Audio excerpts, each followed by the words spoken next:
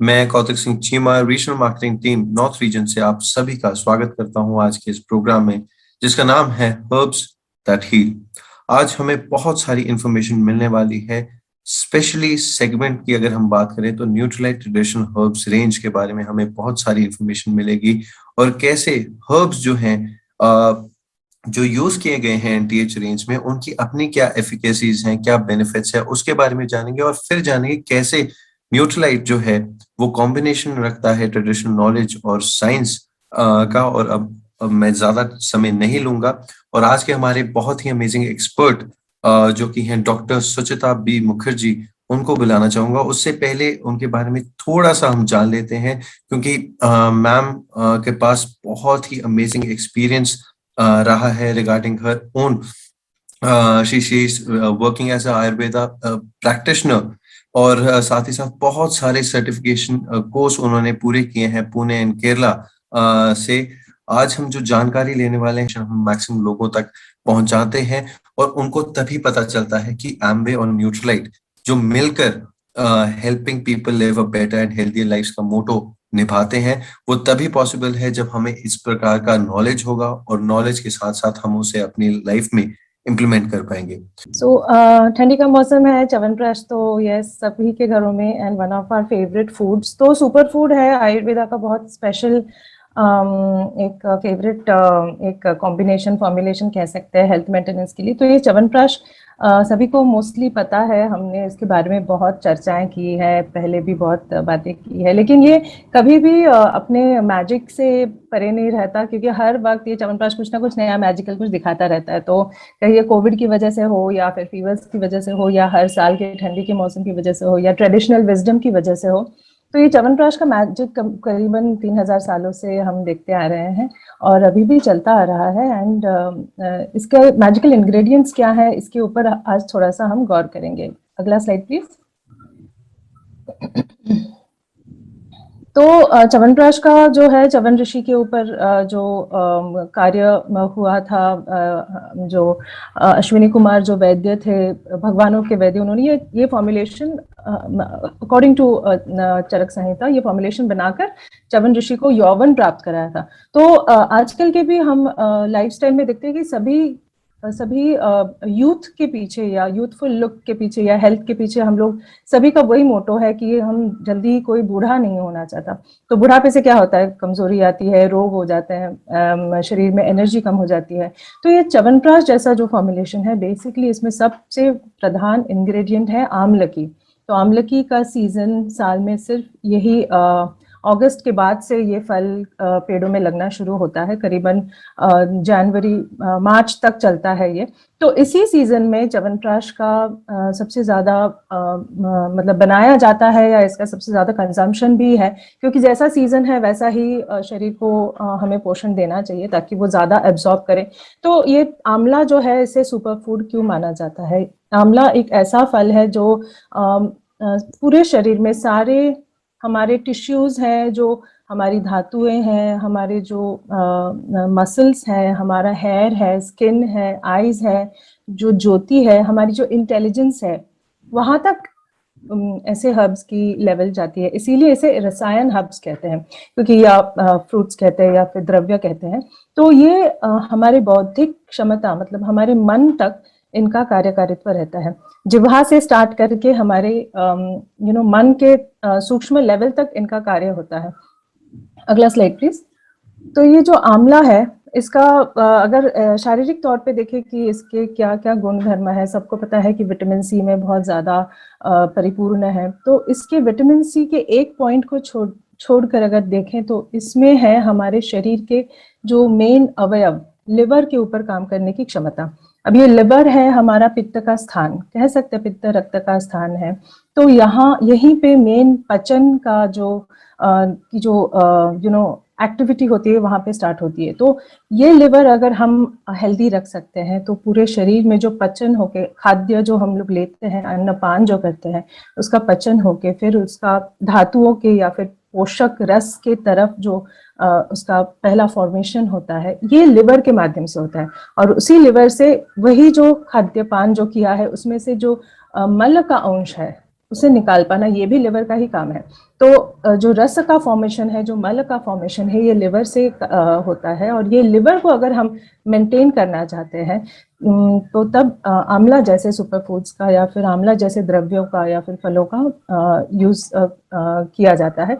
तो इससे immunity boost होता है, मतलब लिवर अच्छा है, पचन अच्छी है, हमारे दोष, हमारे जो शरीर के घटक हैं, जैसे 3 दोष हैं, तो आज तो थोड़ा शॉर्ट में बताएंगे। आप लोगों को पता होगा वात पित्त कफ करके, जो पहले हमने कई बार एक्सप्लेन किया है। तो ये 3 दोषों को शरीर में बैलेंस करने का काम आमलकी बहुत अच्छी तरह से करती है। तो इस वजह से ये 3 दोष जब बैलेंस हो जाते हैं, मेजरली जो पित्त दोष है जो लिवर के स्थान पे है, तो पित्त दोष बैलेंस हो जाता है तो आंखों में भी जो पित्त का प्रॉब्लम है वो भी कम हो जाता है। स्किन में भी जो पित्त का प्रॉब्लम है, जो वाय हो जाने की वजह से पिगमेंटेशन होता है या फिर रिंकल्स आती है या फिर ग्रेज बालों में जो सिल्वरी या फिर जल्दी बाल पक जाना, ये सारे जो होते हैं, ये सारा आमलकी लिवर के माध्यम से हेल्प करती है शरीर में पित्त दोष को थोड़ा सा कहीं पे बैलेंस में रखने के लिए। तो ये करने से क्या होता है, पित्त, फिर रक्त, पित्त से ही रक्त का बहुत बहुत पास का संबंध है, क्योंकि वही देखें कि लिवर में ही रक्त का जो है वो फॉर्मेशन तो नहीं होता, लेकिन उसका जो सर्कुलेशन है, it is a very important part. Highly blood circulated one of the organs, मतलब जो ब्रेन है उसी उतना ही ब्लड सर्कुलेशन लिवर में है और उतना ही ब्लड सर्कुलेशन हमारे आंत में है, मतलब इंटेस्टाइन्स में है।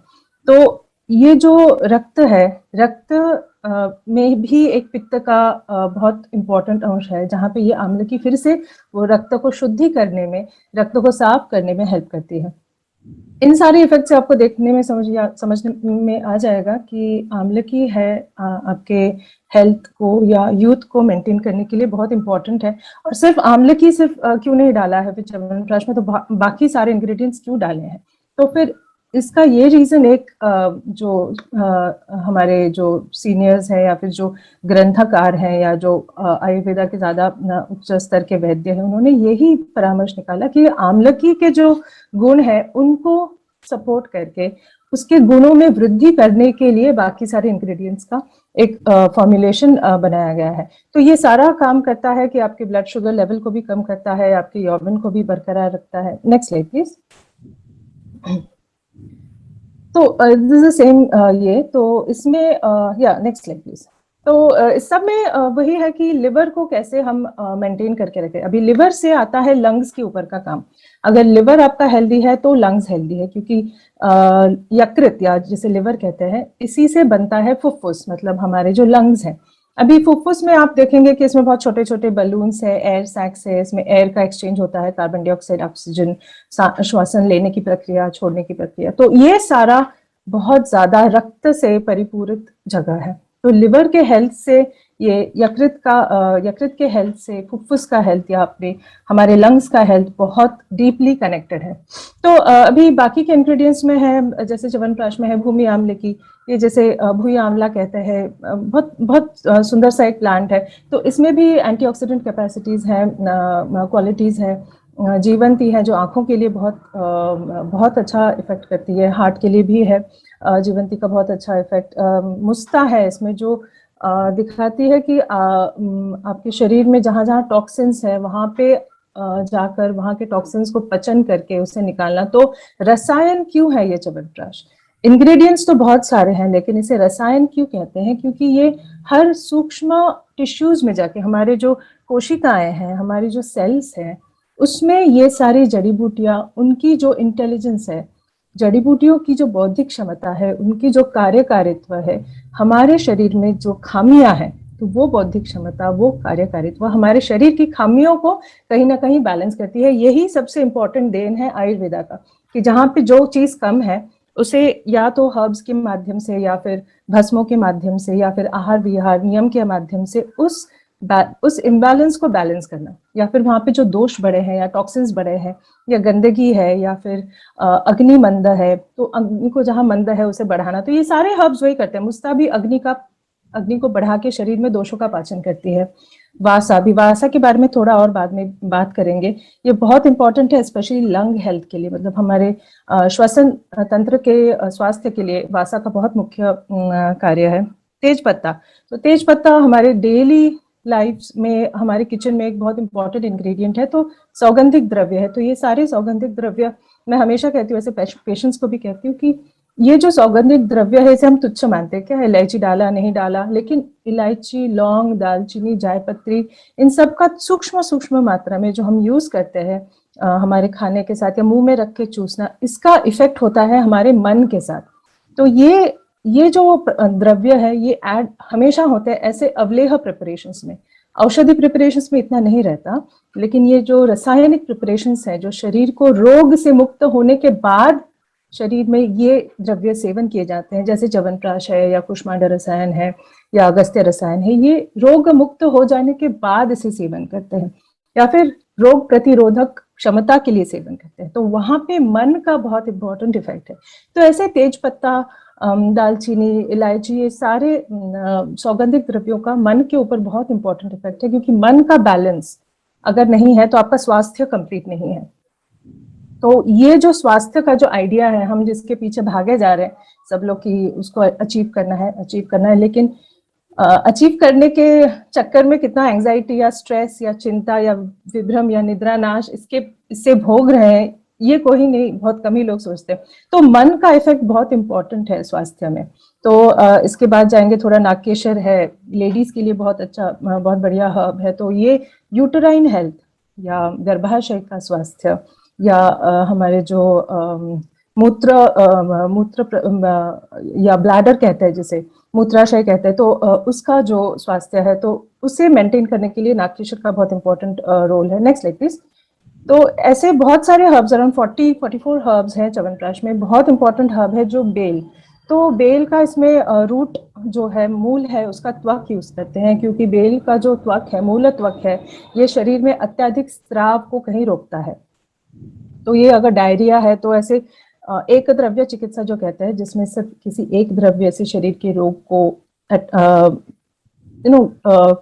कंट्रोल किया जाता है, तो उसमें ऐसे द्रव्यों का काम आता है। जहाँ पे सपोज डायरिया है, लूज मोशंस है, तो वहां पे अत्यधिक स्राव को ये रोकता है। तो च्यवनप्राश में इसका कार्य क्या है कि लंग्स में, हमारे फुफ्फुस में जो अत्यधिक कफ का स्राव होता है उसको रोकता है। तो च्यवनप्राश जब हम खाते हैं या फिर उसका जब प्राशन करते हैं तो वो जाके अंदर भी हमारे हाइपर एसिडिटी अगर किसी को हो या ज्यादा पित्त का स्राव होना, तो वहां पे कहीं ना कहीं बेल का थोड़ा सा कंट्रोल रहता है। लेकिन पित्त का अगर किसी को बहुत सीवियर गैस्ट्राइटिस है, हाइपर एसिडिटी है, तो उसे च्यवनप्राश थोड़ा सोच के लेना चाहिए, क्योंकि ये उष्ण रहता है, थोड़ा गर्म रहता है।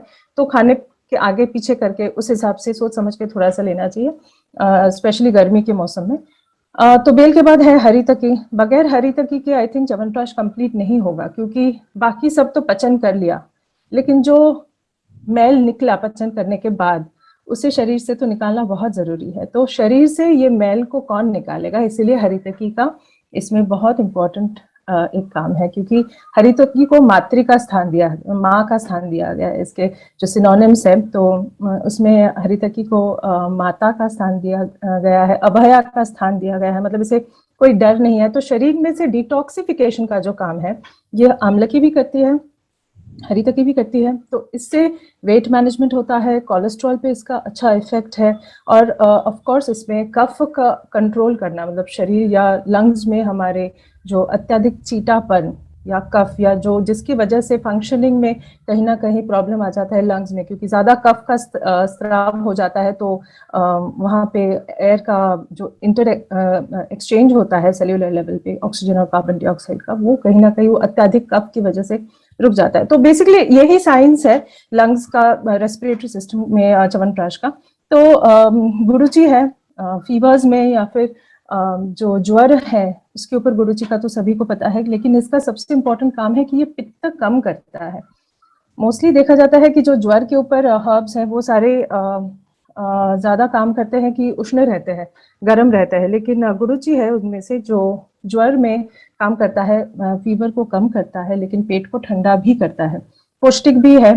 पिपली है, pippali one of the best herbs respiratory problems में, क्योंकि ये अग्नि को भी प्रज्वलित करता है, लिवर को भी एक बूस्ट देता है, कफ का भी निष्कासन करता है, इंटेलिजेंस पे भी इसका इफेक्ट है, ब्रेन में भी इसका पेपरिन की वजह से एक बौद्धिक क्षमता बढ़ाने में इसका इफेक्ट है। अगला स्लाइड प्लीज। तो ऐसे सारे हर्ब्स एक साथ जब आने के बाद तभी वो एक रसायन के लेवल पे कोई एक फॉर्मुलेशन जा सकता है।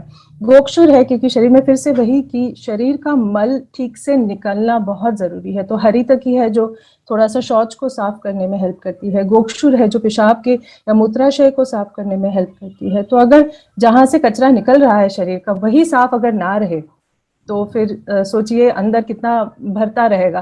तो ये बहुत जरूरी है कि क्लीनिंग ठीक हो रहा है क्या बॉडी का, तो ये देखना बहुत जरूरी है। अगला है हनी। ऑफ कोर्स इसमें हनी है, सारे अवलेह कल्पनाओं में हनी बहुत या मधु का बहुत इंपॉर्टेंट रोल है, क्योंकि सबको एक साथ लेकर उसे ले जाना, उसका गामित्व जो इफेक्ट है, हनी का गामित्व इफेक्ट है लंग्स की तरफ, या फिर जो भी द्रव्य है उनको इमीडिएटली शहद फुफ्फुस की तरफ उसे ले जाती है। तो इसीलिए ये हनी का एक बहुत इंपॉर्टेंट इफेक्ट है। वहां पे भी जाके ये अपना जो खुद के जो गुण है, जो व्रण रोपक जो गुण है, पहले के जमाने में जब एंटीबायोटिक्स वगैरह ये आने के पहले जब कहीं पे सर्जरी होता था, तो सर्जरी होने के बाद वहां के व्रण को किस तरह से जीवाणुओं से प्रोटेक्ट करके रखे, तो या तो उसके ऊपर तेल या फिर घी या फिर शहद का लेप किया जाता। तो इसमें बहुत इंपॉर्टेंट एंटी माइक्रोबियल इफेक्ट है शहद का। तो ऐसे तरह से शतावरी भी है। तो शतावरी है एक पोषक एक रूट है, तो मोस्टली लेडीज में, फीमेल्स में इसे ज्यादा यूज किया जाता है, लेकिन च्यवनप्राश में अश्वगंधा भी है, शतावरी भी है। तो ऐसे गर्म उष्ण हर्ब्स है, ठंडे शीत हर्ब्स है, तो इससे इसका बहुत ब्यूटीफुल एक बैलेंस है इस फॉर्मुलेशन में। तो शतावरी बेसिकली बोन्स के लिए, फेमिनिन बैलेंस के लिए, हार्मोन्स के लिए बहुत अच्छा काम करती है। Next slide please.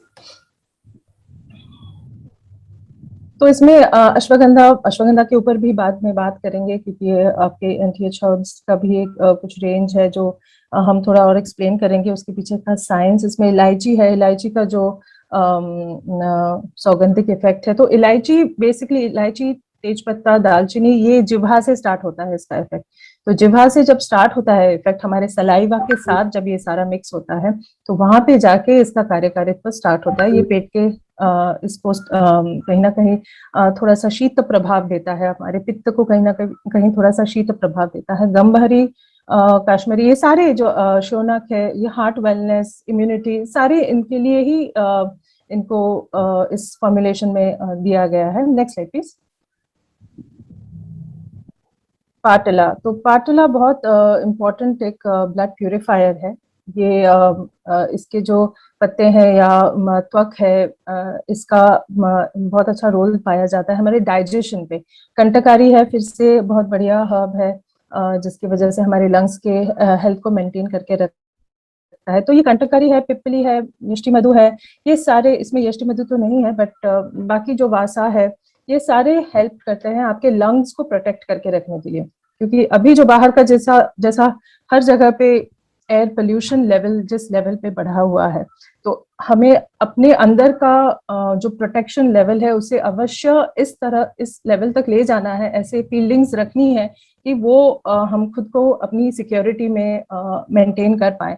तो इस वजह से ये सारे फॉर्मुलेशंस इस सेंचुरी में बहुत ज्यादा इम्पोर्टेंट है, क्योंकि इतने सारे हर्ब्स है, और बहुत इम्पोर्टेंट है कि विवेचना करके, सोच समझ के इनका कंजम्पशन करें, क्योंकि ये भी आ रहे हैं पेड़ पौधों से।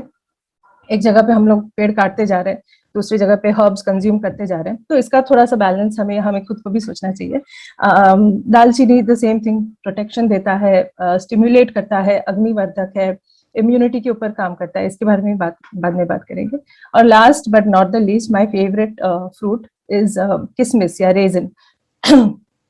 तो ये रेजिन या किसमिस जो है, काला मनुखा मोस्टली यूज नहीं होता है, इसमें लाल मनुखा किसमिस यूज होता है। तो ये बहुत इंपॉर्टेंट है शरीर में, जो रक्त का अंश है उसके ऊपर काम करता है। तो किसमिस मेजरली, जो काला मनुखा है, मेजरली ये काम करता है आपके लिवर पे।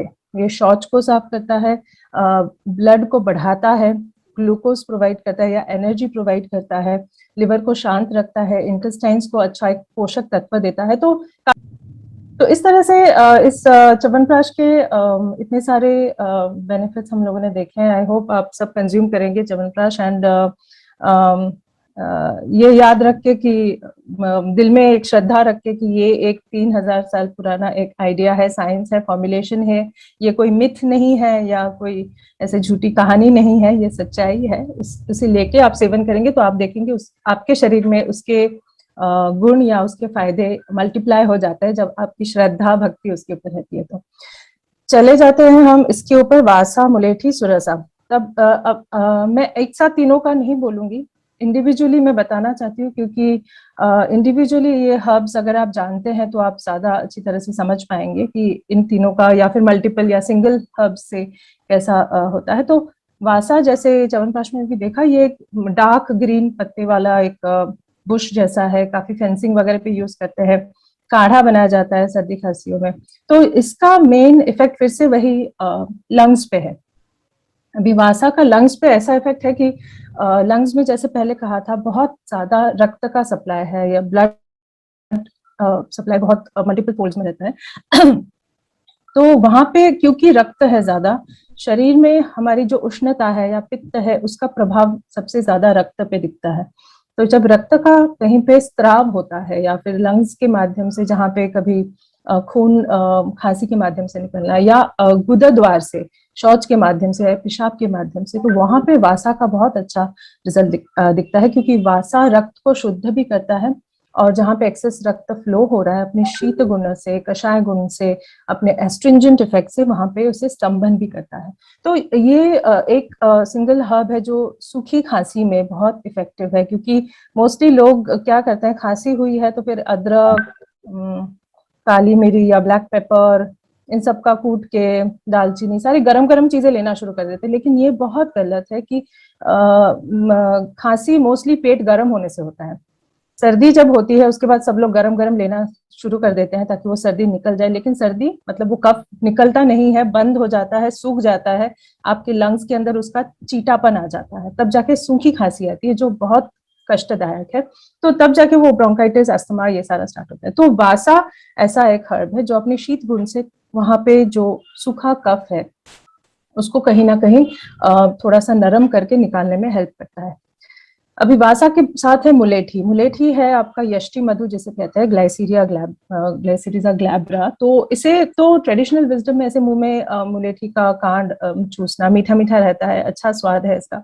तो ये एक और अलग सा हर्ब है, लेकिन इसमें मेजरली क्या करता है मुलेठी, शरीर में कफ को बढ़ाता है। तो मुलेठी का काम ज्यादा है कि जहाँ पे सूखापन है, रूखापन है, जैसे ड्राई कफ है या सूखा डीप ब्रोंकाइटिस है, जहाँ पे वो व्हीजिंग एक टिपिकल साउंड आता है, जैसे जो साए साए जैसा एक आवाज आता है, वहां पे मुलेठी का काम बहुत इंपॉर्टेंट है, क्योंकि वहां पे जाके मतलब लंग्स में सूखापन आ गया है, लंग्स के जो लेयर्स है, जो श्वसन, जो बलून के सैक्स है, उसके अंदर या बाहर जब उनका घर्षण होना शुरू हो जाता है, तब ये व्हीजिंग साउंड या क्रेपिटेशन ये सारा आना शुरू हो जाता है। तो वहां पे मुलेठी क्या करता है, लेकिन खांसी तो रोकनी है, तो वहां पे मुलेठी जाकर वहां पे थोड़ा सा कफ को बढ़ाता है और वहां पे जो सूखापन है उसे निकाल देता है। अब वहां पे जहां पे भी सूखापन होगा वहां पे पित्त का भी थोड़ा सा प्रकोप हो जाता है, तो मुलेठी पित्त को भी कम करता है, जो वासा नहीं कर सकता। मुलेठी भी थोड़ा शीत है, वासा भी शीत है, लेकिन मुलेठी शरीर में कफ का थोड़ा सा प्रकोप करता है, इसलिए ये बल्य है। मतलब मुलेठी का सेवन करने से शरीर में थोड़ा सा पोषक तत्व ज्यादा मिलता है, इट इज न्यूट्रिशियस, ये बौद्धिक क्षमता बढ़ाती है। तो मुलेठी शौच के माध्यम से भी पित्त को निकालती है, इस वजह से इसका जो कार्यकारित्व है ये लिवर के माध्यम से होता है। तो इस तरह से मुलेठी का भी इफेक्ट बहुत इंपॉर्टेंट है लंग्स के ऊपर। और एक और है जो हम देख सकते हैं अभी, सुरसा। तो सुरसा एक तुलसी का एक सिनोनिम है।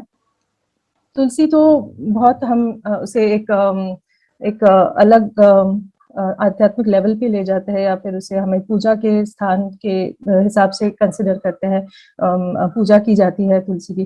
तो उससे ऑक्सीजन, तो खैर सभी को पता है कि एयर में ऑक्सीजन की मात्रा बढ़ा देता है तुलसी के लीव्स, तो ये एक है। लेकिन अंदर हमारे शरीर में क्या काम करता है तुलसी की, तुलसी के पत्ते जब हम चबाते हैं तो हमारे मुंह में जो कफ है, तो बेसिकली मुंह भी एक कफ का ही स्थान है, क्योंकि कंधे से लेके ऊपर या कंठ का जो स्थान है, यहाँ से हमारे सिर तक का स्थान, ये पूरा कफ का स्थान है। तो यहाँ पे मुंह ये बहुत इंपॉर्टेंट एक कफ का स्थान है, जहाँ पे कफ का इम्बैलेंस होना बहुत इजी है। तो यहाँ पे ही हमारा जो सलाइवा है या जो थूक है, तो ये लाला जो है, इसके ऊपर तुलसी का इफेक्ट या सारे हर्ब्स का इफेक्ट स्पेशली जिन्हें चाटा जाता है जैसे च्यवनप्राश, तो इनका इफेक्ट ये मुंह से स्टार्ट हो जाता है। तो तुलसी जब आप चबा के लेते हो तो ये आपके टंग के ऊपर जो टेस्ट बड्स हैं वहां पे काम करता है, जिससे आपको रोचन या आपको टेस्ट का जो सेंसेशन है वो मिलता है। ये आपके मुंह के अंदर जो चिक्स के अंदर जो लाइनिंग है उसे साफ करता है, क्योंकि वहां पे भी कफ का आवरण रहता है। तो कई बार मुंह के अंदर फंगल इन्फेक्शन होते हैं, क्योंकि मे बी ये सारा ये भी है कि इसका अग्नि के साथ भी कहीं ना कहीं है। तो अगर पाचन शक्ति अच्छा नहीं है तो मुंह से गंध गंध आना, हालिटोसिस कहते हैं जिसे, या फिर डेंटल प्रॉब्लम्स होना, तो ये सारा थोड़ा सा पाचन तंत्र के साथ भी रिलेटेड है। हार्ट के साथ रिलेटेड है। बहुत इंपॉर्टेंट एक है कि आपकी ओरल हेल्थ कैसी है, उसके साथ आपका हार्ट का हेल्थ बहुत क्लोजली रिलेटेड है। अगर आपको रेगुलरली आप अपने ओरल हेल्थ या मुख के स्वास्थ्य की आप केयर लेते हो, तो आपको हार्ट की समस्याएं बहुत कम होंगी। ये सब रोज दिन में 2 बार टूथ ब्रश करने से नहीं होता है, लेकिन इसके है जिह्वा निर्लेखन है, ऑयल पुलिंग है, तेल को मुंह में भर के रखना, तुलसी जैसे दालचीनी जैसे द्रव्यों को मुंह में रखना, चूसना, और क्या खाते हो, कैसा खाते हो, कैसी चीजें खाते हो, उसके ऊपर गौर करना। तो ये च्यवनप्राश, ये सारे हर्ब्स सारे बहुत इफेक्टिव है, लेकिन इनका कोई मूल्य नहीं है अगर आप पथ्य फॉलो नहीं करो। तो पथ्य क्या है? आपका आहार विहार नियम, योग, निद्रा, मानसिक ओरिएंटेशन या थिंकिंग कैसी है, इसके ऊपर आपका हेल्थ निर्भर करता है। बाकी के ये सारे तो जैसे फेंस है वैसा है, ये सारे हर्ब्स फेंसिंग है या फील्डिंग है। मेन तो आपका घर है, जो शरीर का मंदिर है या घर है, वो आपके क्या खाते हो, क्या पीते हो, कैसे सोते हो, कितना देर सोते हो, इस सब के ऊपर निर्भर करता है। तो फिर से आ जाता है तुलसी के ऊपर। ये तुलसी का सेवन मुख के स्वास्थ्य के लिए, हेल्थ के लिए बहुत इम्पोर्टेंट है। और ऑफ कोर्स ये लंग्स में जाके, यहाँ पे जाके आपके लंग्स को भी, हेल्थ को भी बूस्ट करता है। लेकिन मुंह का ही जो मार्ग है या ओरल रूट है, वहीं से ज्यादा जीवाणु हमारे शरीर में प्रवेश करती है। तो नासा मार्ग और मुख मार्ग, तो ये मुख मार्ग से सुरसा का बहुत अच्छा इफेक्ट है। ऐसे ऐसे काफी सारे बेनिफिट्स ये तीनों हर्ब्स के। तो अगले स्लाइड पे जाएंगे।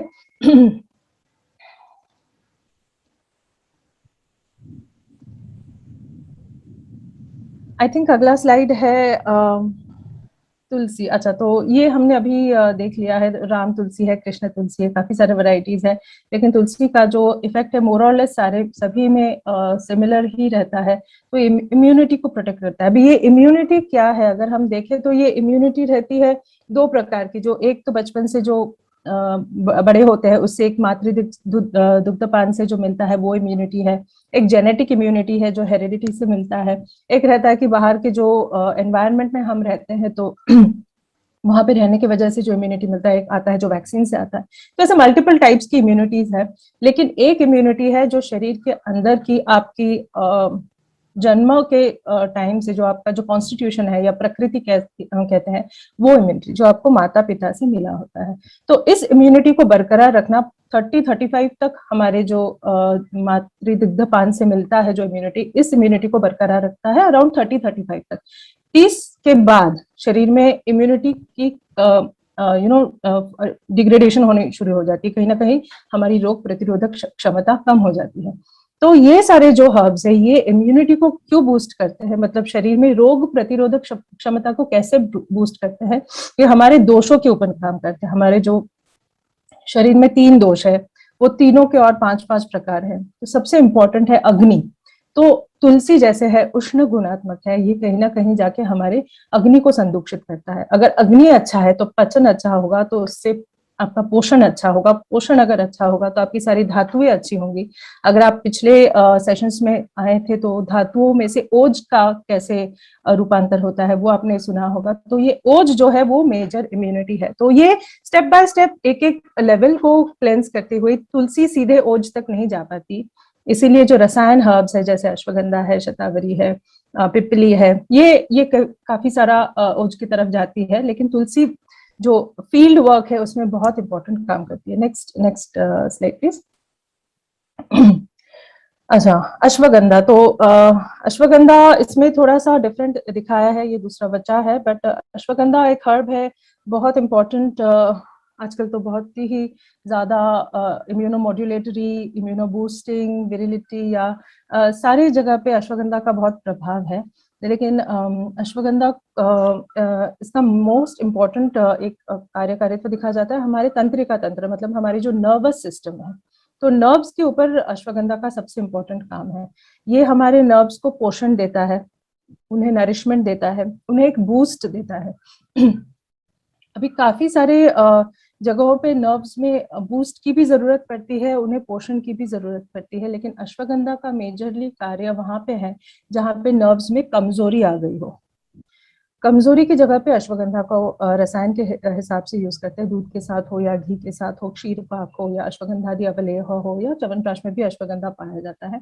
तो इसका मानसिक तनाव या दुश्चिंता या अत्यधिक चिंता या अत्यधिक मानसिक जिनमें ज्यादा मेंटल वर्क या स्ट्रेस हो, जो दिन भर रात भर काम करते हो फिर थक जाते हो या नींद नहीं आती हो, तो वहां पे अश्वगंधा का काम बहुत अच्छा दिखता है। जिन्हें पैल्पिटेशंस होते हो या कहीं जाना है तो कुछ करना है तो उसके पहले ही घबरा जाते हैं, बहुत जल्दी से धड़कन बढ़ जाती है, तो उन्हें भी अश्वगंधा का काम उसमें भी अश्वगंधा का अच्छा काम दिखता है, क्योंकि ये काम करता है अग्नि को थोड़ा सा बूस्ट देता है। अग्नि में से जो रस धातु है, रक्त धातु है, धातु का पोषण बढ़ाता है।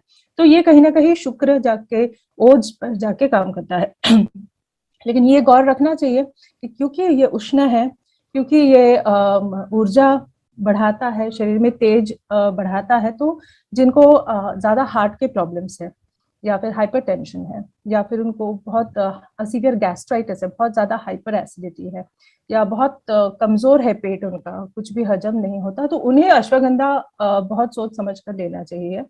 लेकिन अदरवाइज जनरल जिनकी मोरलेस तबीयत ठीक ठाक रहती है, उन्हें अश्वगंधा बहुत अच्छी तरह से सूट करता है। इसका सिर्फ ऐसा नहीं है कि सिर्फ इसका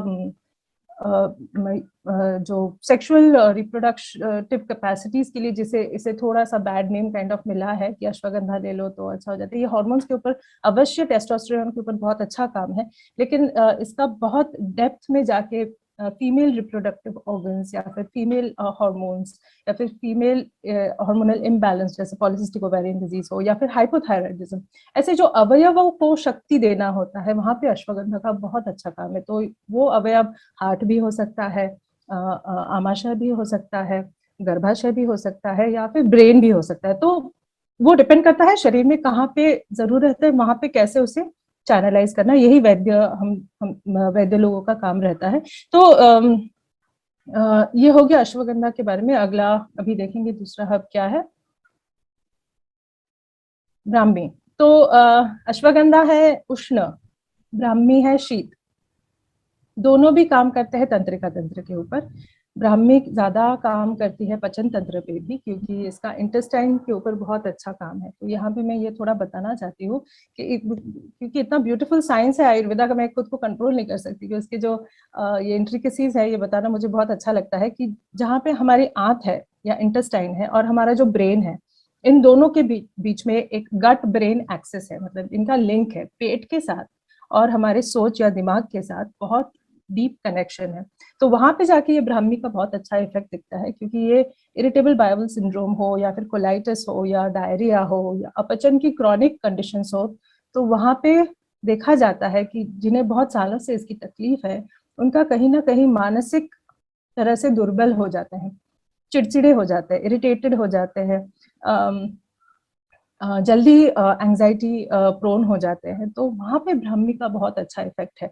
अश्वगंधा का भी इफेक्ट उसमें है, क्योंकि वैसे लोगों में टायर्डनेस ज्यादा आती है, तो अगर अग्नि को कहीं ना कहीं बैलेंस कर देते हैं तो अश्वगंधा का सेवन दिन में थोड़ा सा एनर्जी बूस्ट करने के लिए और शाम को थोड़ा प्राण वायु को कंट्रोल करने के लिए ब्राह्मी का सेवन, ऐसे इसे बैलेंस करने में तो ब्राह्मी का बहुत अच्छा आईक्यू के ऊपर, बच्चों के आईक्यू को डेवलप करने में बहुत अच्छा काम है। जो एग्जाम्स के लिए प्रिपेयर करने वाले हैं, एग्जाम्स देने वाले हैं, तो पहले 3 महीने से ब्राह्मी का सेवन जो करते हैं, ब्राह्मी के जैसे जो प्रोडक्ट्स है उसका सेवन करते हैं, तो जो आप सुन रहे हो, पढ़ रहे हो, देख रहे हो, उसको रिटेन करने में तो धारण शक्ति जो है नर्व्स का या आपके ब्रेन का या जो हमारे ब्रेन में जो नर्व प्लेक्सेस बनते हैं जिससे मेमोरी बनती है, तो खैर वो अलग थोड़ा है, तो उसके ऊपर ब्राह्मी का बहुत अच्छा इफेक्ट है। तो इससे कैसा रहता है कि गौर करना, कंसंट्रेशन पावर जो इसमें कहा है, अलर्टनेस, कंसंट्रेशन एंड अटेंशन, ये बहुत इंपॉर्टेंट है। ब्राह्मी इसको हेल्प करता है। अश्वगंधा नर्व्स को पोषण देता है, लेकिन आपका जो फोकसिंग है, आप कितने गौर से एक चीज को सोच के, सुन के, समझ के रिटेन कर पा रहे हो, और जब जरूरी है उसे आप फिर से रिमेम्बर करके आप उसे लिख पा रहे हो या कह पा रहे हो, ये ब्राह्मी का मैजिकल पावर है। मैजिकल पावर नहीं, ये उसका प्रभाव है। तो इस तरह से ब्राह्मी हमारे शरीर पे डिफरेंट डिफरेंट लेवल्स पे काम करता है। अगला स्लाइड प्लीज। त्रिफला, अच्छा ठीक है, आमलकी, विभितकी, हरितकी, त्रिफला का जो कॉम्बिनेशन है, तो आमलकी का तो मैंने काफी विस्तार में च्यवनप्राश में बता दिया है। विभितकी जो है, बहेड़ा जिसे कहते हैं, इसको थोड़ा सा निग्लेक्ट ही किया जाता है, लेकिन इसका कंठ रोग पे बहुत अच्छा इफेक्ट है, इसका हृदय पे बहुत अच्छा इफेक्ट है, मुख रोग पे बहुत अच्छा इफेक्ट है। अभी ये तीनों एक साथ जब मिले जाते हैं, हरितकी के भी बारे में बताया है, तो ये तीनों एक साथ त्रिफला के रूप से एक रसायन का काम करते हैं। एक चीज है कि त्रिफला थोड़ा सा उष्ण होता है, थोड़ा सा गर्म होता है, तो उसके साथ ज्येष्ठ मधु का कॉम्बिनेशन बहुत अच्छा जाता है उसकी गर्मी को थोड़ा कम करने के लिए। त्रिफला सबसे इम्पोर्टेंट, अगर कंजम्पशन रेगुलरली थोड़ा किया जाता है, सबसे अच्छा इफेक्ट देखा जाता है आंखों पर। तो स्पेशली वयस्कर जो लोग रहते हैं उनमें जो कैटरैक्ट की डेवलपमेंट की चांसेस रहते हैं, तो त्रिफला रेगुलर कंज्यूम करने से वो कैटरैक्ट के, ये रिसर्च पेपर्स में काफी रिसर्च भी हुआ है, प्रूवन है कि त्रिफला के कंजम्पशन से कैटरैक्ट का डेवलपमेंट कहीं ना कहीं अरेस्ट हो जाता है। हाँ, अगर कैटरैक्ट आपका मैच्योर है, फुल्ली ये है ग्रोन है, तो उसे of course surgery is the only option, but ताकि आपका विजन अच्छा रहे, उसके कैटरैक्ट की टेंडेंसीज कम हो, तो उसमें त्रिफला का बहुत अच्छा इफेक्ट है। त्रिफला का बाह्य रूप से भी बहुत इंपॉर्टेंट, स्किन के ऊपर इफेक्ट है, बालों के ऊपर इफेक्ट है। त्रिफला का जो काढ़ा बनाते हैं, मतलब ये जो फॉर्मुलेशन पाउडर्स में मिलता है, उसको जब उबाल के उसका काढ़ा बनाते हैं, तो उससे बालों को धोना, तो उससे डैंड्रफ का प्रॉब्लम निकल जाता है। ओबेसिटी या स्थौल्य जो है, मोटापा है, तो वो त्रिफला अंदर से कंज्यूम करता है, तो कोलेस्ट्रॉल को कंट्रोल करता है वो, मतलब हमारे शरीर में मेद को पचन करने की क्षमता रखता है त्रिफला, क्योंकि इसमें हरितकी है जो अंदर से टॉक्सिन्स को निकाल देता है, आम्लकी है जो इसको बैलेंस करता है, पित्त को बैलेंस करता है, और विभितकी है जो कफ को कहीं फिर से बैलेंस करने में हेल्प करता है। तो ऐसे तीनों का कॉम्बिनेशन मेद पचन के लिए या ओबेसिटी को रिड्यूस करने के लिए थोड़ा बहुत इफेक्टिव है। ऑफ कोर्स खाना पीना, योगा, आपका निद्रा, सोच विचार, इसके ऊपर इक्वली आपको जोर देना है अगर आपको ये लेना है। तो त्रिफला जितना भी कहो कम है, इसमें हर जगह पे, हर एज के लिए, ऑफ कोर्स बच्चों को छोड़ के, बाह्य उपयोग के लिए या अभ्यंतर उपयोग के लिए, जैसे कई बार स्किन डिजीजेस में काफी जो एक्जिमा होता है या फिर फंगल, जनरल फंगल इन्फेक्शंस जो होती है, बच्चों को काफी स्कूल से हो जाती है, ये खैर अभी तो बंद है, लेकिन स्किन डिजीजेस काफी होती है, तो उसमें त्रिफला का स्क्रब करना या त्रिफला का काढ़ा करके उसे धोना, ये बहुत इफेक्टिव देखा गया है। लेडीज के लिए भी जो वेजाइनल डिस्चार्ज होता है, उसमें भी त्रिफला का धावन, फंगल जो इन्फेक्शंस होती है इंटीमेट एरियाज में, उसमें त्रिफला का धावन। तो आजकल ये सारे बहुत सारे फेमिनिन प्रोडक्ट्स आते हैं मार्केट में, different types of washes and all that, तो उससे बहुत बहुत हाई लेवल पे त्रिफला का काम होता है। सिंपल उसे सिर्फ उबालना है, उसका रखना है, उसे ऊपर का जो सुपरनेटल फ्लूइड है उससे धावन करना है। आप अपने वैद्य से थोड़ा सा और परामर्श कर लेंगे तो आपको बेटर समझ में आ जाएगा। तो अभ्यंतर लेने से, अंदर से लेने से सबसे पहले इसका इफेक्ट है आपके लिवर पे, फिर आपका इफेक्ट है इंटेस्टाइन पे। तो ऐसे दोनों जगह पे काम करके आपका शुगर, ट्राइग्लिसराइड, कोलेस्ट्रॉल, इन सब पे आपका बहुत अच्छा त्रिफला का इफेक्ट दिखता है। Next slide please. अच्छा, मधुनाशिनी, शुंठी एंड त्वक। अच्छा, मधुनाशिनी को हम लोग जो कहते हैं, मधुनाशिनी भी एक सिनोनिम है, गुड़मार करके मोस्टली हिंदी में इसे जानते हैं। तो मधुनाशिनी का मोस्टली ज्यादा इम्पोर्टेंट रोल आजकल देखा गया है कि sugar metabolism, blood sugar metabolism या शुगर कंट्रोल, या फिर आपका कोलेस्ट्रॉल मेटाबॉलिज्म या लिपिड मेटाबॉलिज्म, इसके ऊपर कंट्रोल करने के लिए मधुनाशिनी का बहुत मेन मेजरली आजकल इफेक्ट अच्छा यूज किया जा रहा है। खैर इसे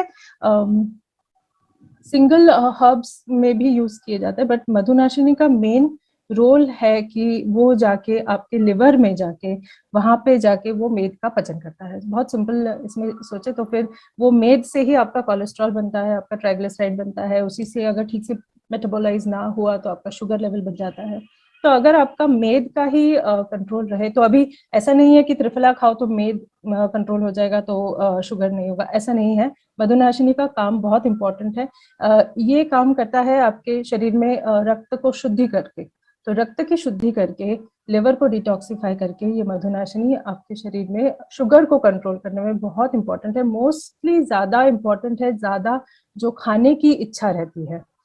तो मधुनाशिनी सिर्फ शुगर का ही पचन या फिर सॉरी आपका ब्लड प्यूरिफिकेशन या लिपिड मेटाबॉलिज्म में ही नहीं, लेकिन ओबेसिटी, स्थौल्य या मोटापा, इसमें जो फूड क्रेविंग या शुगर क्रेविंग, चीनी की चीजें खाए, मीठा कुछ खाए, कुछ खाना है, 3 बार खा लिया, 4 बार खा लिया, फिर भी कुछ खाना है, कुछ मुंह में डालना है। और आजकल के लाइफस्टाइल में जो वर्क फ्रॉम होम या दिन भर बैठे बैठे कंप्यूटर के सामने ही हो, कहीं बाहर नहीं जाना है, सब ऑनलाइन आ रहा है, तो इसमें ये तकलीफें बहुत ज्यादा बढ़ गई है। तो यहाँ पे मधुनाशिनी का बहुत वंडरफुल इफेक्ट दिखता है, क्योंकि ये जो एक्स्ट्रा जो शुगर की क्रेविंग है, एक्स्ट्रा खाने की जो इच्छा है, इसे कंट्रोल करता है।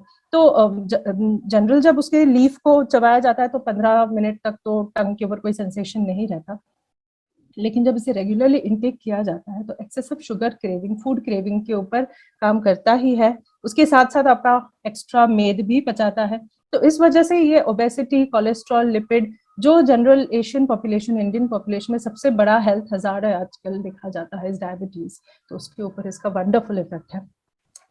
शुंठी, शुंठी है आपका जो अदरक है, अदरक का जो सूखा हुआ सुखाकर जो बनता है, उसे सौंठ कहते हैं या शुंठी कहते हैं। तो शुंठी को एक विश्व भेषज भी कहते हैं, मतलब ये सारे हर्ब्स में बहुत इंपॉर्टेंट है क्योंकि ये वायु दोष को कंट्रोल करता है। तो शुंठ का जो कार्य है, अदरक जैसे गर्म पड़ता है, शुंठ में थोड़ा सा माधुर्य आता है, मतलब मीठापन आता है शरीर में। इसे इसीलिए शुंठ को ज्यादा इंपॉर्टेंस दिया गया है, जहाँ पे अग्नि को, शरीर में पचन तंत्र को संदुक्षण या फिर पचन कराना है शरीर के अंदर, जो अग्नि को प्रज्वलित कराना है, उसमें शुंठ का बहुत अच्छा काम है। तो उसे दीपन भी कहते हैं, और जो मैल है उसका पाचन भी कराना है, पचन भी कराना है, तो उसमें भी शुंठ का बहुत अच्छा इफेक्ट है। तो ये शुंठी जाके अंदर जाके अग्नि को प्रज्वलित करता है, और अपने गुणों से, तिक्त, कषाय, ऐसे गुणों से ये कहीं ना कहीं वायु को कंट्रोल करता है। तो बेसिकली मेजरली बाह्य यूसेज या अंदर के यूसेज से शुंठ का बाह्य लेप हम लोग एडवाइस करते हैं, तेल के साथ कहिए या गर्म करके उसे पानी के साथ अगर लेप करते हैं, तो कहीं पे इन्फ्लेमेशन है या जैसे आर्थराइटिस का हो, या फिर जहाँ पे शोथ है, स्वेलिंग है, शूल है, दर्द है, वहां पे शुंठ का लेप करने से काफी आराम मिलता है, वहां का जो सूजन है वो भी कम हो जाता है। अभ्यंतर जब लेते हैं तो पेट में जब मरोड़ आती है, जैसे आईबीएस में है, या फिर बदहजम जब होता है, या पेट में पेट साफ, शौच साफ नहीं हुआ रहता है, तो खाने के पहले शुंठी लेना, या फिर खाना खाने के चाय के साथ आप जो रॉ चाय बनाते हैं, या फिर शुंठ को गर्म पानी में सिर्फ एक आधा चम्मच डाल के रखना, फिर उसका ऊपर का जो पानी है उसका सेवन करना, या फिर शुंठ जो आप पाउडर फॉर्म या टैबलेट फॉर्म में लेते हैं उस तरह से लेना। तो ये अंदर से आपके एंटी इन्फ्लेमेटरी इफेक्ट करता है, मतलब शरीर में जहां जहां आपकी मैल या फिर टॉक्सिन या आम जिसे कहते हैं, अपाचित मल जो है उसे आम कहते हैं, वो जहाँ पे जमा हो जाता है, तो वहां पे ऐसे शुंठी वहां पे जाके उसको स्क्रेप ऑफ करके, उसे पचन करके उसे निकालने में मदद करता है, वहां के वायु दोष को कंट्रोल करता है। स्पेशली जहाँ पे लेडीज को यूट्राइन क्रैम्प्स आते हैं पीरियड्स के वक्त, तो उसमें शुंठ का, अजवाइन का, जीरा के साथ जो एक फॉर्मुलेशन आता है, ये बहुत इफेक्टिव है। तो ऐसे जगह पे ये वायु को बहुत अच्छी तरह से कंट्रोल करता है। त्वक मतलब दालचीनी, त्वक एक दालचीनी का ही सिनोनिम है। तो दालचीनी, जैसे मैंने कहा, सुगंधित द्रव्य है, बहुत अच्छा इम्यूनिटी बूस्टर है, और इसका काम स्टार्ट होता है आपके मुख से। तो मुंह से लेकर हार्ट का ये रिलेशन मैंने बताया है। तो फिर दालचीनी इम्यूनिटी के हिसाब से भी काम करता है, बाह्य लेप के हिसाब से भी काम करता है, अंदर से लिवर को बैलेंस करता है। तो ये सारे बेसिकली सबसे पहले लिवर पे काम करता है, ब्लड के ऊपर काम करते हैं, अग्नि के ऊपर काम करते हैं, तीनों उष्ण है, गर्म है। तो ये गर्म होने की वजह से ये अग्नि को प्रज्वलित करता है। तो गर्म, जब तक अग्नि प्रज्वलित नहीं होगी तब तक तो वो कचरा या मैल जो है अंदर उसे साफ नहीं कर पाएगी। या फिर अच्छी तरह से खाना अपने, आप जो खाना खा रहे हो, आप जो अन्न सेवन कर रहे हो, उसे पचन करना बहुत इंपॉर्टेंट है, और अच्छी तरह से पचन करना कि उसका आहार रस अच्छा बने और मैल अच्छा बने। मैल अगर गंदा बनता है, मतलब आहार रस भी गंदा बना है, तो मैल अच्छा बनना चाहिए। अच्छा मैल ही शरीर को धारण कर सकता है। तो ये बहुत थोड़ा डिटेल साइंस हो गया आयुर्वेदा का। तो इस हिसाब से ऐसे जो द्रव्य है ये हेल्प करते हैं शरीर में आहार रस, मैल, अग्नि, लिवर, इन सब के ऊपर इस तरह से इनका काम रहता है। तभी जाके ये एंटीऑक्सीडेंट प्रॉपर्टीज, या फिर आपके हार्मोन्स, या फिर आपकी gut brain axis, metabolism, free radicals, ये सब के ऊपर फिर जाके इसका इफेक्ट देखा जाता है। सो हम देखेंगे जिन हर्ब्स के बारे में मैम ने बात की है, वही हर्ब्स जो है न्यूट्रलाइट ट्रेडिशनल हर्ब्स रेंज के अंदर यूज है, क्योंकि न्यूट्रलाइट जो है वो कंबाइन करता है साइंटिफिक रिसर्च और ट्रेडिशनल नॉलेज ऑफ हर्ब्स को। Best of nature and best of science का ये कॉम्बिनेशन है। और अगर मैं यहाँ पर बात करूं कुछ हमारे प्रोडक्ट्स की, तो बहुत ही जल्दी मैं लेके चलूंगा प्रोडक्ट्स के बारे में, क्योंकि आई थिंक जो प्रोडक्ट्स हम बात करने वाले हैं, चाहे वो तुलसी है, ब्रह्मी, अश्वगंधा, च्यवनप्राश, उन सभी की डिटेल्ड एक्सप्लेनेशन हर्ब्स के माध्यम में डॉक्टर ने हम सभी को प्रेजेंट किया है। प्योरिटी, सेफ्टी एंड पोटेंसी का ख्याल रखा जाता है। Lead of the art manufacturing plant जो है मदुरई के अंदर, and state of the art manufacturing plant जो है वो न्यूट्रलाइट में हमेशा ये ख्याल रखा जाता है कि जो प्रोडक्ट्स बन रहे हैं उनके हर एक स्टेप्स पर प्योरिटी, सेफ्टी और पोटेंसी का ख्याल रखा जाए। ब्रह्मी के बारे में डॉक्टर सुचिता मैम ने हमें बताया कि कैसे ये मेंटल एजिलिटी, स्ट्रेस को कम करने के लिए, अलर्टनेस और कंसंट्रेशन को इम्प्रूव करने के लिए, और हमारे नर्वस सिस्टम को फंक्शंस को इम्प्रूव करने के लिए बेनिफिशियल है। उसी प्रकार से न्यूट्रलाइट ट्रेडिशनल हर्ब्स रेंज के जो अश्वगंधा है वो भी आपकी वाइटलिटी को सपोर्ट करता है, रिवाइटलाइज करता है बॉडी को, आपकी बॉडी फंक्शन को बूस्ट करने में भी मदद करता है। तुलसी एक पोटेंट एडेप्टोजन है। सीजन चेंज के टाइम पर भी ये मदद करता है कि आपकी इम्यूनिटी जो है वो स्ट्रांग रहे और हर एक सीजन को संभाल पाए और आपकी सेहत जो है वो बेस्ट रहे। एवीएच की अगर बात करें तो अमला की, बेबता की, हरिता की, जो कि NTH Nutrilite traditional herbs range का प्रोडक्ट है, वो भी आपकी digestion, colon health, hyper acidity और डिटॉक्सिफाई करता है आपकी बॉडी को। और साथ ही साथ अगर मधुनाशनी शंतित्वा की बात की जाए तो ये हमारे ग्लूकोज मेटाबॉलिज्म के लिए बहुत ही बेनिफिशियल है। Normal lipid metabolism, antioxidant properties हैं इसके अंदर जो कि फ्री रेडिकल्स को रिमूव करने में और आपके पैनक्रियाटिक फंक्शंस को सपोर्ट करने में, उनकी नॉर्मल फंक्शनिंग को मेंटेन करने में मदद करता है। सिमिलरली वसाखा मुलेटी सरासा जो कि एनटीएच रेंज का ये प्रोडक्ट है जो हमारे रेस्पिरेटरी हेल्थ को सपोर्ट करता है और एंटीऑक्सीडेंट प्रॉपर्टीज भी हैं, एंटी इंफ्लेमेटरी बेनिफिट्स भी हैं जो कि आपके बलगम और साथ ही साथ एक्सपेक्टोरेंट क्वालिटीज हैं जो कि आपकी जो ये इन्फेक्शन है उन्हें बाहर फेंकने में मदद करता है। इम्यूनो मॉड्यूलेटरी प्रॉपर्टीज हैं जो कि आपके ऑटो इम्यून सेल्स जो हो जाते हैं उन्हें खत्म करने में, यानी कि जब ऑटो इम्यून सेल्स हमारी बॉडी में बनते हैं तो वो किसी प्रकार के एंटीबायोटिक्स या किसी प्रकार की दवाई उस पर असर नहीं करती, क्योंकि वो अपनी इम्यूनिटी बना चुके होते हैं हमारी बॉडी में, लेकिन बहुत सारे इश्यूज क्रिएट कर सकते हैं, इवन कैंसर और बहुत सारी और प्रॉब्लम्स को क्रिएट कर सकते हैं। तो इस प्रकार के इम्यूनोमोड्यूलेटरी ऑटो इम्यून सेल्स जो हैं हमारी बॉडी में कम हो और हमारी बॉडी की इम्यूनिटी बढ़े, उसमें भी वसाखा मुलेटी सरासा जो है वो मदद करता है। सिमिलरली च्यवनप्राश की अगर हम बात करें तो मैम ने बहुत ही बेहतरीन तरीके से च्यवनप्राश के बेनिफिट्स बताए, लेकिन न्यूट्रलाइट ट्रेडिशनल हर्ब्स का जो ये च्यवनप्राश है वो भी again purity, safety and potency guarantee करता है। बोटानिकल्स जो है वो ऑथेंटिकेटेड है थ्रू डीएनए फिंगरप्रिंटिंग और 32 आयुर्वेदिक हर्ब्स जो है वो इस्तेमाल किए गए हैं इम्यूनिटी को सपोर्ट करने में। ये 32 आयुर्वेदिक हर्ब्स जो है उसमें से 16 जो है वो ऑर्गेनिक इंग्रेडिएंट्स हैं और किसी प्रकार का प्रिजर्वेटिव इसके अंदर एडेड नहीं है। एंड प्राइमरी और एडिशनल बेनिफिट्स के बारे में हम ज्यादा अंदर नहीं जाएंगे। आई थिंक हम सभी ने जान लिया कि कितने सारे बेनिफिट्स हैं च्यवनप्राश के, चाहे वो इम्यूनिटी रिगार्डिंग हो, कोल्ड एंड कफ रिगार्डिंग हो, रेस्पिरेटरी डिस्कम्फर्ट हो या डाइजेशन के तरीके से हो। हर एक हर्ब जो है वो मदद करता है हमारी बॉडी के हेल्दी बॉडी फंक्शनिंग के लिए, और ये सारे के सारे प्रोसेसेस राइट सोर्स से राइट प्रोडक्ट का जो ये 9 स्टेप प्रोसेस है वो हमारे state of the art manufacturing plant में पूरा होता है।